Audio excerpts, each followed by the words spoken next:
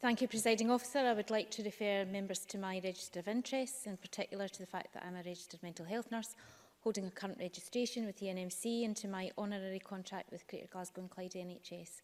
And I too would like to add my thanks to Annie Wells for bringing this important issue to the Chamber for debate today. Most people will not have heard of diabulimia. It isn't an illness classified in either DSM-5 or ICD-10, both of which are the internationally recognised classifications of disease and health-related problems. So really, it isn't surprising that most healthcare professionals may not have heard of it either. In preparing for today's debate, I even found it difficult to find published research on diabulimia. I do note, however, that insulin omission should now be considered a clinical feature when diagnosing anorexia and bulimia.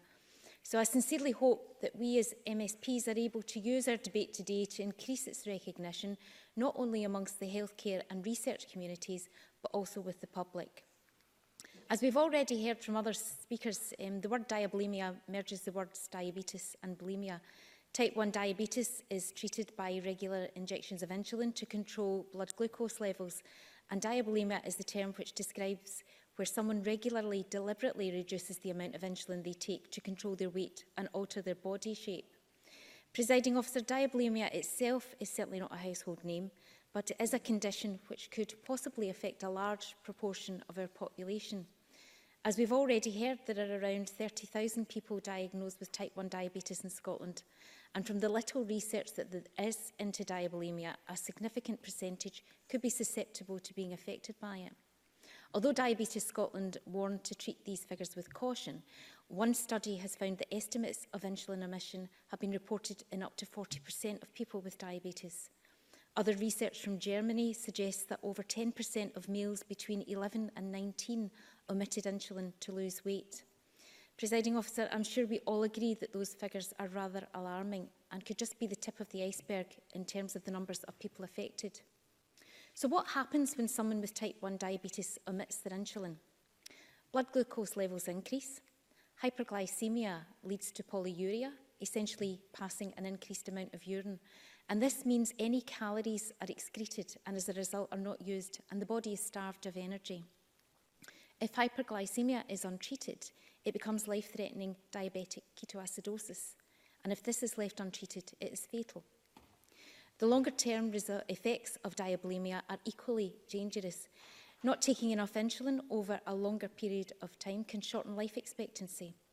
Other complications linked to diabetes, such as retinopathy, neuropathy and nephropathy, can occur earlier in life, and it also can lead to infertility. In cases where diabulimia leads to severe diabetic ketoacidosis and is not treated, heart and organ failure occurs. To anyone who is struggling with this illness, I would make an impassioned plea.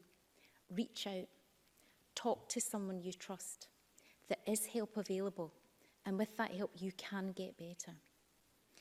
Presiding Officer, before I end, I would like to pay tribute to my SNP colleague Dennis Robertson, who served the Aberdeenshire West constituency with distinction between 2011 and 2016. Councillor Robertson is a true champion of raising the awareness of eating disorders. During his time in this Parliament, he spoke on many occasions of his own family's experience of eating disorders, leading to the tragic death of his daughter. Despite Dennis no longer sitting in this Parliament, I'm pleased to say that there are still members who will carry the torch to raise awareness of such devastating conditions. And I again thank Annie Wells for securing today's debate on diabulimia. And I hope that we as a Parliament have been able to raise the awareness of this condition so many more people can come forward to get the help they need and to recover. Thank you very much, Ms Hockey, and I call on Shona Robertson to close the Government Cabinet.